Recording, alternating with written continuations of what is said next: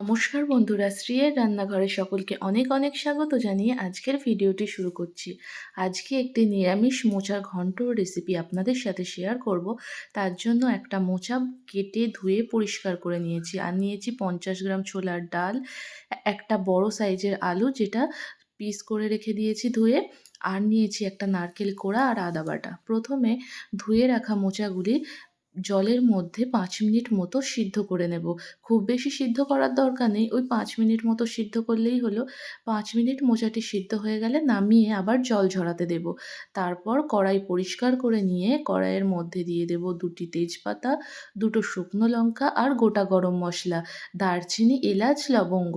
তারপর বেশ কিছুটা পরিমাণ সর্ষের তেল দিয়ে দেব। তেল দেওয়ার পর 1 চামচ পরিমাণ ঘি দিয়ে দেব। ঘি আর তেল যখন একটু গরম হয়ে যাবে তখন কেটে রাখা আলুগুলি তেলের মধ্যে দিয়ে দেব। আলুগুলি খুব ভালো করে ভেজে নিতে হবে। আলুগুলি একটু সময় ধরে লাল করে ভাজবো।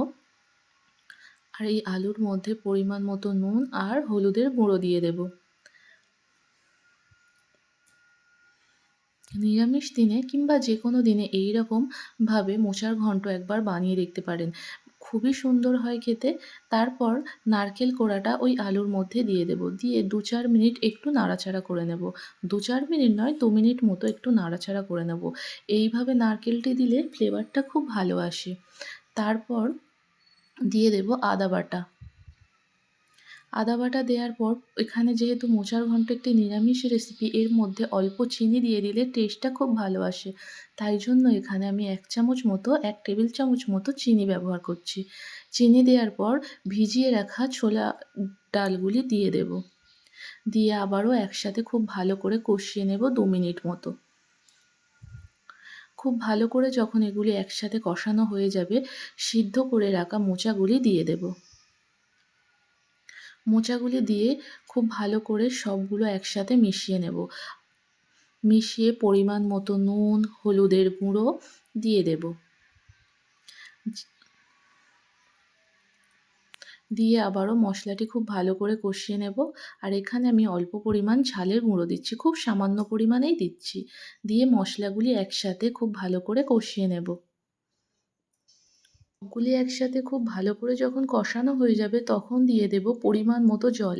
এখানে আমি ওই 1 গ্লাস মতো জল দিয়েছি। জলটি দিয়ে আঁচটি একেবারে কমিয়ে দিয়েছি, আর 15 থেকে 20 মিনিট মতো ঢাকা দিয়ে দিয়েছিলাম যাতে আলু ও ডালগুলি খুব ভালো করে সিদ্ধ হয়ে যায়। 15 মিনিট পর ঢাকাটি যখন খুলব তখন আলু ও ডাল খুব ভালো করে সিদ্ধ হয়ে গেছে, আর উপর থেকে 1 চামচ পরিমাণ ঘি আর গরম মশলা গুঁড়ো দিয়ে ঢাকা দিয়ে 5 মিনিট পরে নামিয়ে নেব।